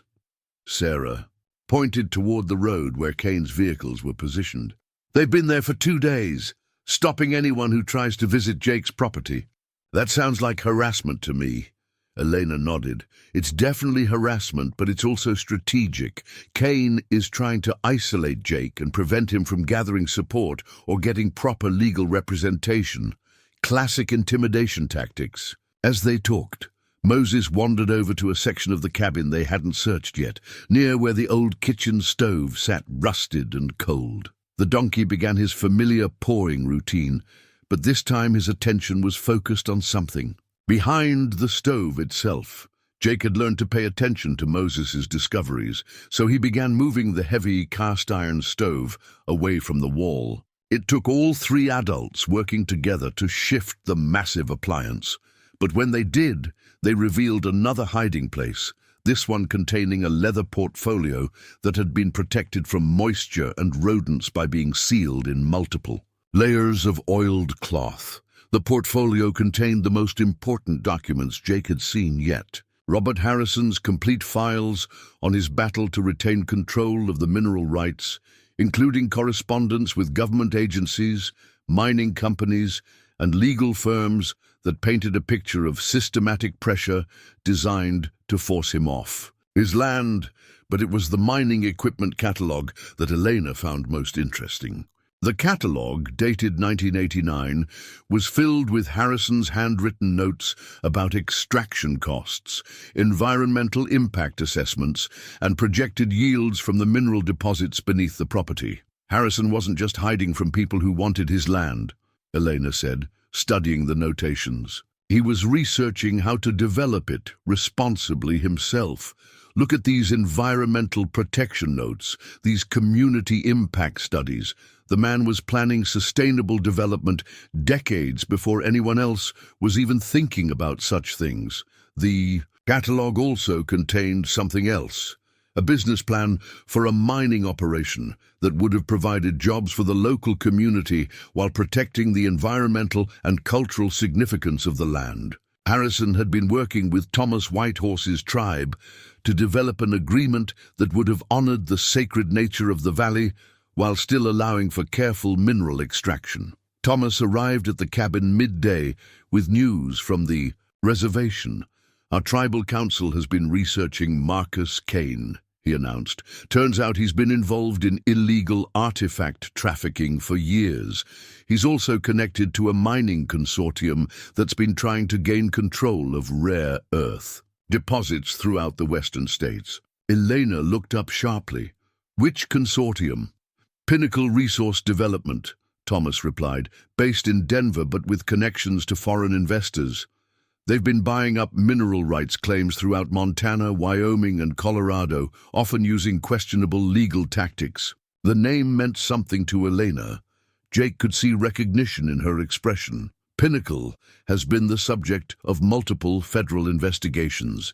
They use shell companies and local fronts to obscure their real ownership structure. If Kane is working for them, this situation is much more serious than simple treasure hunting. As if summoned by their discussion, Kane himself approached the cabin. But this time he wasn't alone. He was accompanied by two men in dark suits who carried themselves like federal agents. They walked past Kane's surveillance vehicles and directly to where Jake and the others were working. "Mr. Mitchell," Kane said, his tone more formal than before. "These gentlemen are Agent Morrison and Agent Clark from the Bureau of Land Management. They have some questions about your recent discoveries." Agent Morrison, a thin man with graying hair, produced a folder of official-looking documents. "Mr. Mitchell, we've received reports that significant cultural and historical artifacts have been found on this property. Federal law requires that such discoveries be reported to appropriate authorities for evaluation and protection." Elena stepped forward immediately. "May I see your identification and the legal basis for this investigation?" Agent Clark, younger and more aggressive than his partner, handed over credentials that looked authentic. "The Archaeological Resources Protection Act gives us broad authority to investigate potential violations involving artifacts found on federal or culturally significant land." "This is private land," Jake said. "I have a deed." "That's currently under investigation," Agent Morrison replied. "There are questions about whether the original sale included mineral rights that may have been improperly conveyed." Elena examined their credentials carefully, then pulled out her phone and began making calls. While she worked to verify the agent's authority, Thomas stepped forward with his own information. "I've contacted the Bureau of Indian Affairs regarding the cultural artifacts found here," Thomas announced. "They confirm that no federal investigation has been authorized for this property.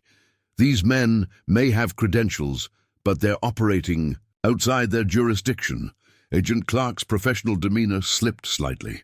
"The BIA doesn't have authority over archaeological investigations that involve non-native artifacts. But they do have authority over sacred ground," Thomas replied calmly. "And this entire valley is considered sacred by the Crow Nation. Any federal investigation would require tribal consultation under the American Indian Religious Freedom Act." Jake watched the interplay between the supposed federal agents and his defenders with growing understanding. Kane's people were sophisticated. They had convincing credentials and knowledge of federal regulations, but they'd made crucial errors in dealing with tribal sovereignty and local legal requirements. Elena finished her phone calls and rejoined the conversation. "Interesting," she said to the agents. "The BLM office in Billings has no record of any investigation involving this property. And your supervisor, Agent Morrison, says he's never heard of either of you." The two fake agents exchanged glances that confirmed Eleanor's suspicions. Agent Clark reached for something inside his jacket, but Deputy Martinez was faster, his hand moving to his service weapon. "Gentlemen," Martinez said quietly, "I think we need to have a more formal conversation down at the county courthouse. Elena, do you want to press charges for impersonating federal officers?" Kane stepped back, clearly recognizing that his elaborate scheme was collapsing. "This is a misunderstanding," he said. "These men are private investigators working on behalf of my client's legitimate ownership claims." "Your clients," Elena said, "being Pinnacle Resource Development and their foreign investors."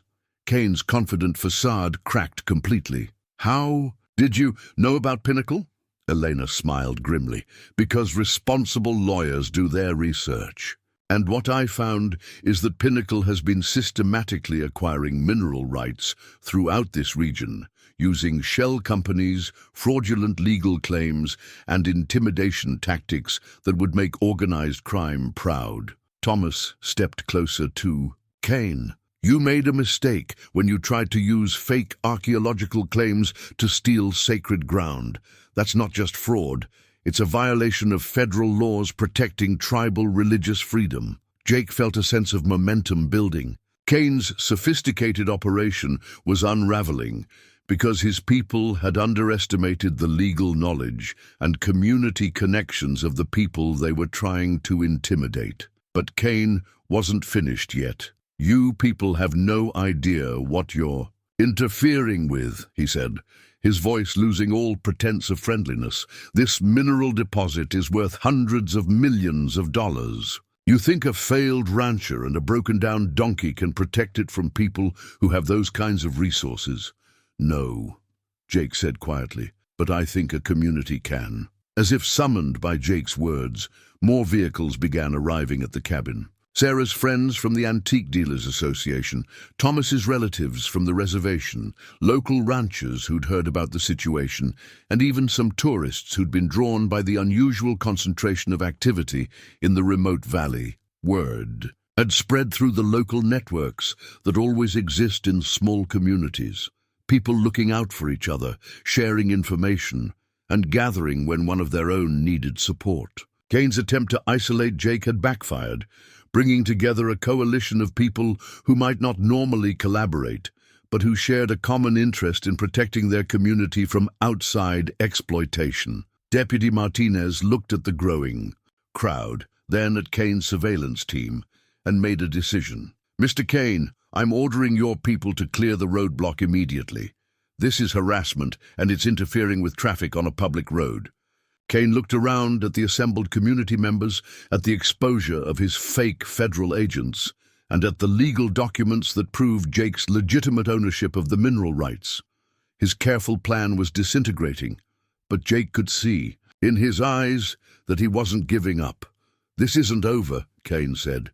"Legal challenges take time to work through the courts, and accidents can happen to isolated properties while complex ownership issues are being resolved." The threat was clear, and Jake felt a chill despite the warm afternoon sun. Kane might have lost this round, but people with hundreds of millions of dollars at stake don't give up easily. Elena began gathering up the documents they'd been examining. "We need to get these to the courthouse immediately and file for permanent restraining orders against Kane and his associates. The sooner we have formal legal protection, the safer everyone will be." As the crowd began to disperse and Kane's people reluctantly dismantled their roadblock, Jake noticed that Moses had positioned himself where he could watch all the approaching roads. The old donkey's vigilance suggested that their problems were far from over, but for the first time since finding the first artifact, Jake felt like he had allies who understood the stakes and were willing to help him fight for what was right. Courthouse confrontation came 3 days later in the wood-paneled courtroom of Judge Margaret Sullivan, who had a reputation for not tolerating nonsense from either side of complicated legal disputes. Kane had apparently spent those 3 days assembling an impressive legal team, 4 lawyers in expensive suits with briefcases full of documents and an air of confidence that suggested they were used to winning. Jake's side of the courtroom looked modest by comparison. Elena Rodriguez sat at the plaintiff's table with a single assistant, surrounded by carefully organized stacks of the documents they'd found in Robert Harrison's hiding places. Behind them sat Sarah, Thomas, Deputy Martinez, and a handful of community supporters who'd driven to Billings to witness the proceedings. Moses, of course, couldn't attend court proceedings, but Jake had left him in Thomas's care at the cabin, where the old donkey could continue watching for any threats to the property. Kane's lead attorney, a silver-haired man named Cromwell, who spoke with the authority of someone accustomed to corporate boardrooms, opened with an aggressive challenge to Jake's ownership claims. According to Cromwell, the original sale of the cabin had been conducted improperly. The mineral rights had never been legally transferred, and Jake was essentially a squatter on land that rightfully belonged to Cromwell's clients. Your Honor, Cromwell argued, Mr. Mitchell purchased what he believed to be an abandoned cabin, but the seller had no legal authority to convey mineral rights that were already subject to prior claims and federal oversight. The artifacts he's discovered are simply evidence that this land has been used for illegal storage of culturally significant items that should have been reported to proper authorities decades ago. Elena rose to respond, and Jake was struck by how calm and prepared she appeared, despite being outnumbered by opposing counsel. Your Honor, Mr. Cromwell's arguments might sound impressive, but they're based on fabricated claims and fraudulent documents. The evidence we've assembled tells a very different story. Elena presented the geological surveys, the correspondence between Robert Harrison and various mining interests, and the detailed documentation of Harrison's legal battles to retain control of his property. Each document was authenticated, properly, notarized and supported by additional evidence that demonstrated an unbroken chain of legal ownership. But Cromwell was prepared with counter-arguments for everything Elena presented. He questioned the authenticity of the older documents, challenged the jurisdiction of the local court over federal mineral rights issues, and suggested that Jake was complicit in hiding artifacts that should have been reported to government agencies. Judge Sullivan listened to both sides with the patience of someone who'd heard thousands of property disputes over her career. But Jake could see her growing skepticism about Cromwell's increasingly elaborate legal theories.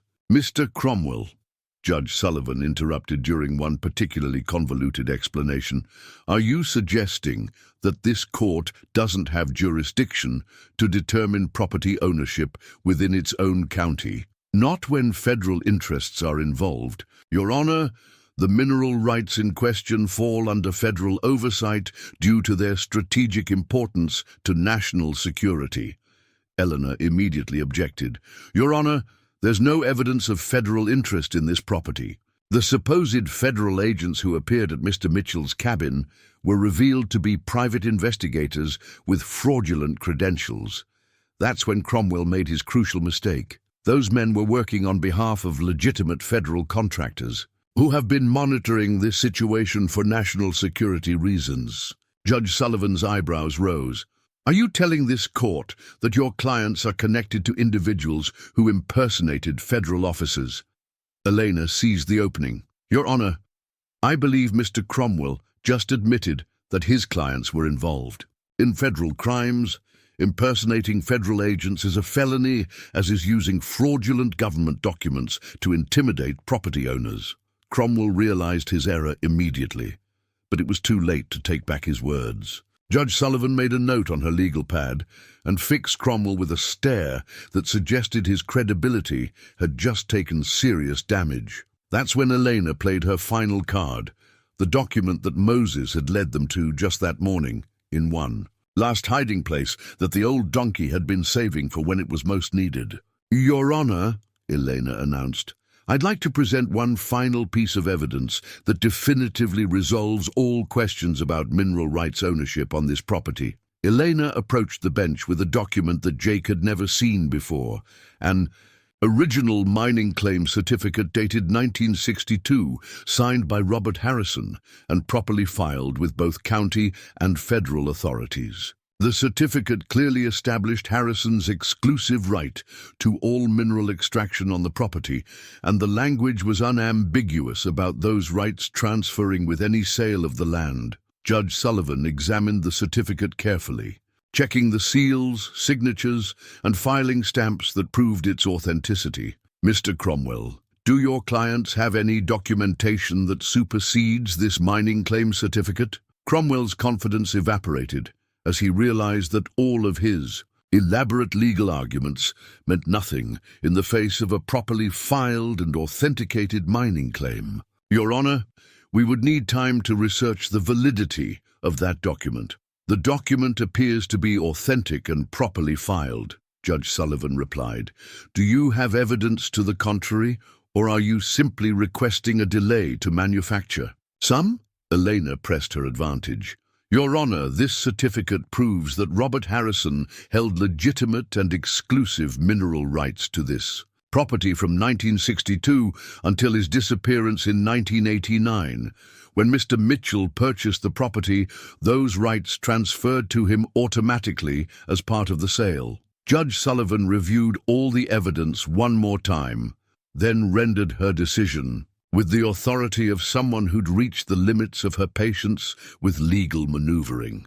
"The court finds that Mr. Mitchell is the legitimate owner of both surface and mineral rights to the property in question. The claims presented by the opposing counsel appear to be based on fraudulent documentation and possibly criminal conspiracy. I'm issuing permanent restraining orders against Mr. Kane and his associates, preventing them from interfering with Mr. Mitchell's use of his property." Jake felt a wave of relief so intense it was almost overwhelming. The legal battle was over, and he'd won. The mineral rights worth hundreds of millions of dollars were officially his, protected by court order from Kane's attempts to steal them through legal manipulation. But even as Judge Sullivan's gavel fell, Jake noticed that Kane's expression wasn't one of defeat. Instead, the man looked like someone who'd just moved to Plan B. Outside the courthouse, as Eleanor celebrated their victory and Thomas expressed his satisfaction with the judge's decision, Jake felt Moses's absence more keenly than ever. The old donkey had been instrumental in finding every piece of evidence they'd needed, including the final mining claim certificate that had secured their victory. But Kane's parting look suggested that legal victories might not be enough to protect what Jake had won. Jake's satisfaction with their legal victory lasted exactly 3 hours, the time it took to drive from Billings back to the cabin. As they crested the hill that gave them their first view of the property, Jake saw immediately that something was wrong. The cabin door was hanging open, and debris was scattered around the front porch. Moses was nowhere to be seen.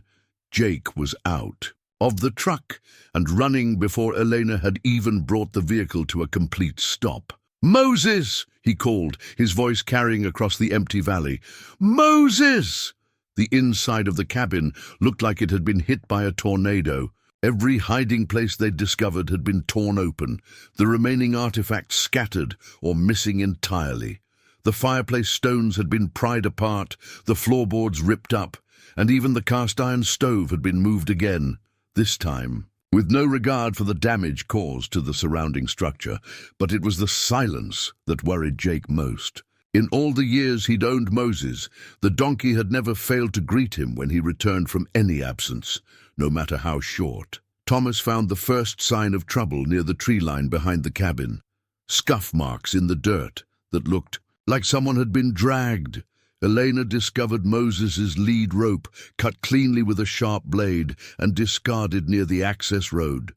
"They took him," Jake said, his voice flat with a combination of rage and fear he'd never experienced before. "Kane took Moses." Sarah found a note pinned to the cabin's front door, brief and to the point. "Mr. Mitchell, your legal victory is meaningless if you can't protect what you care about. Let's discuss a reasonable business arrangement. Come alone to the old mining. A camp at Thunder Creek at sunset.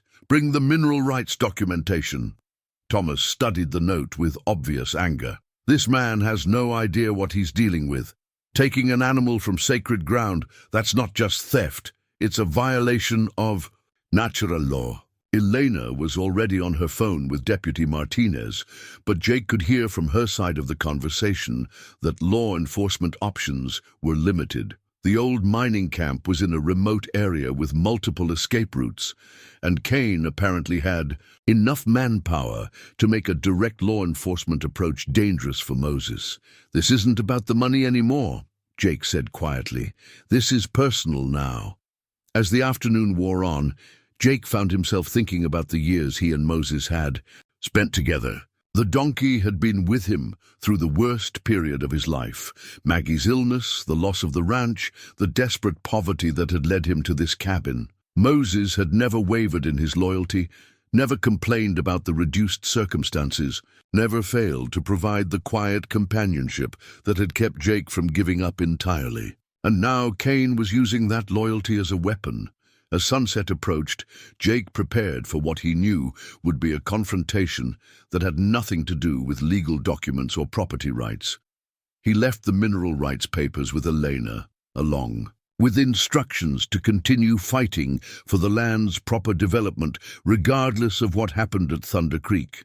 But it was Thomas who insisted on accompanying Jake to the mining camp, despite Jake's protests that Kane had demanded he come. "Alone. Moses isn't just your friend," Thomas said simply. "He's been a guardian of this valley longer than either of us has been alive. That makes him family, and family doesn't abandon family."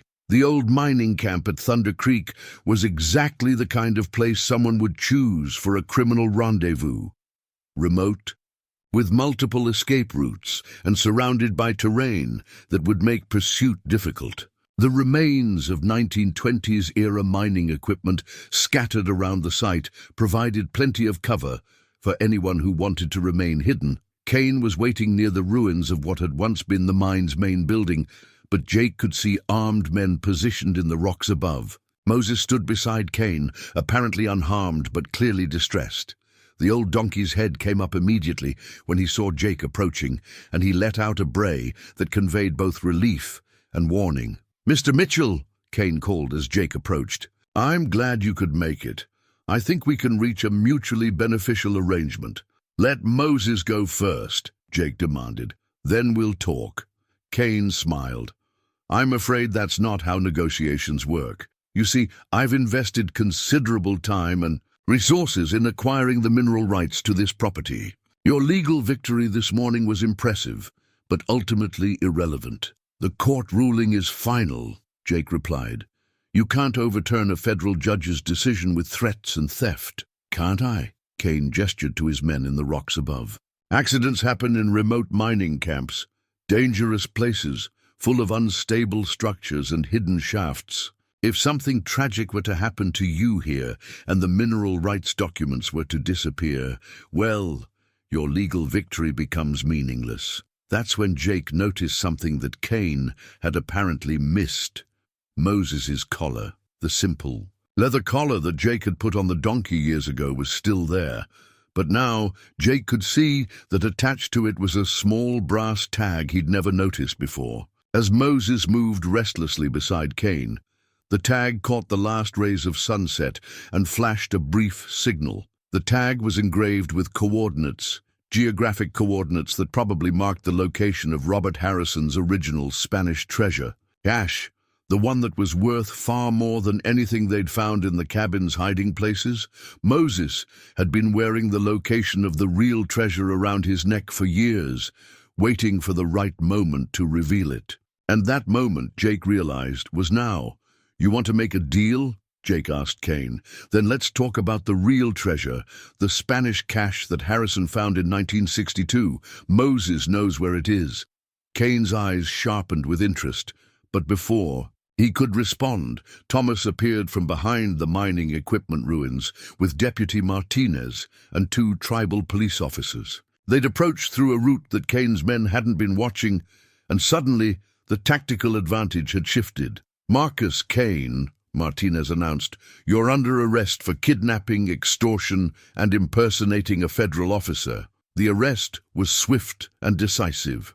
Kane's men, faced with legitimate law enforcement officers who knew the terrain as well as they did, surrendered without a fight. Moses was freed unharmed, and Jake's reunion with his faithful companion was everything he'd hoped for. But it was. The brass tag on Moses's collar that held the final surprise, coordinates that would lead them not to more treasure, but to Robert Harrison's final resting place, where he'd been buried with honors appropriate for a man who'd spent his life protecting things that mattered more than money. 6 months later, Jake stood on the front porch of what could no longer be called a ruined cabin, watching Moses graze contentedly in a pasture that had been cleared, fenced, and planted with the kind of grass that donkeys preferred.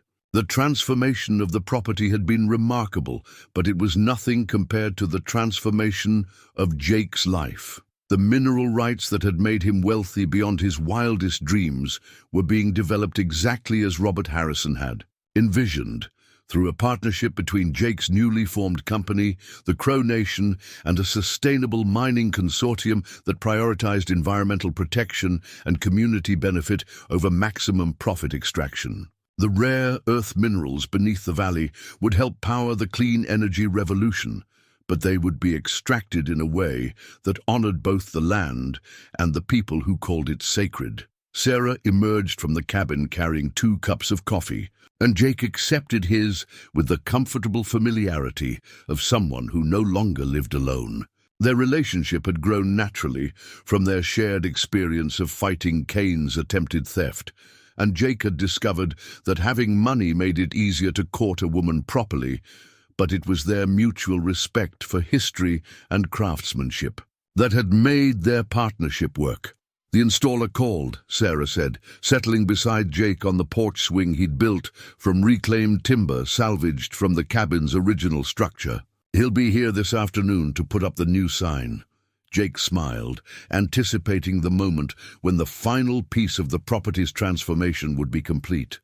The brass nameplate he'd commissioned from a craftsman in Billings would replace the old metal sign that had marked the property as abandoned. The new sign would read Mitchell Moses Ranch in letters that would be visible from the main road, announcing to anyone who passed by that this land was once again home to people who cared about it. Thomas approached from the direction of the new workshop building, where Jake had been learning traditional crafts from tribal elders.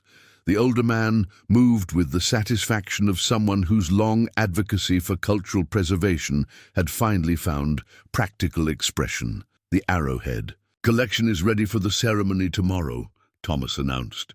"The elders have decided to display the collection in the new cultural center with full recognition of Robert Harrison's role in preserving them. Your donation is making it possible for our young people to learn traditional crafts that were almost lost."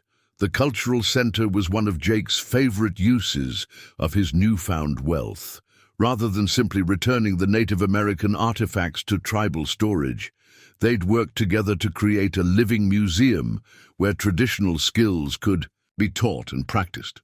The arrowheads that had been hidden in the cabin wall were now inspiring a new generation of native artists to learn the ancient techniques of stone knapping and ceremonial crafting. Elena arrived for their weekly business meeting, carrying a folder of documents that represented the ongoing legal work required to manage Jake's transformation from failed rancher to responsible steward of significant resources. The mineral extraction company was generating steady income that funded not only Jake's comfortable lifestyle, but also environmental restoration projects, educational programs, and community development initiatives throughout the region. "The baseball card auction results are final," Elena announced.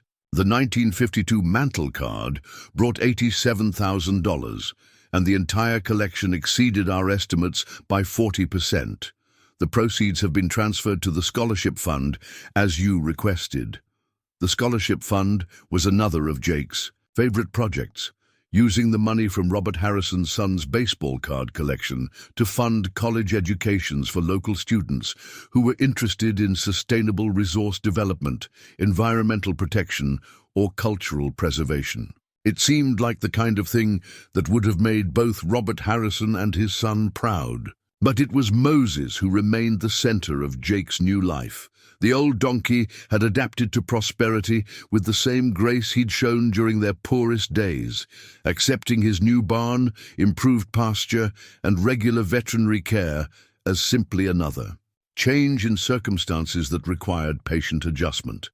Jake had consulted with veterinarians about Moses's remarkable longevity and apparent connection to the property's hidden secrets. The answers had been inconclusive from a scientific perspective, but personally satisfying in ways that didn't require scientific explanation. Some friendships transcended the normal boundaries of time and circumstance, and Jake had learned to accept Moses's mysteries as part of the gift they represented. As the afternoon installer arrived with the new brass nameplate, Jake walked over to where Moses was grazing and scratched behind the donkey's ears in the gesture that had become their daily ritual. "What do you think, old friend?" Jake asked. "Ready to be an official ranch partner?" Moses looked up from his grass and fixed Jake with those dark, intelligent eyes that seemed to hold decades of secrets and wisdom. Then the donkey snorted once, a sound that Jake had learned to interpret as approval, and returned to his grazing. The installer worked efficiently, mounting the brass nameplate on sturdy posts that would hold it secure against Montana's harsh weather. When he finished, Jake, Sarah, Thomas, Elena, and Moses gathered to admire the result. Mitchell Moses Ranch gleamed in the afternoon sun, the brass letters catching the light in a way that made them visible from considerable distance. But it was more than just a property marker. It was a declaration that this land had found people who understood its value in terms that went beyond monetary calculation.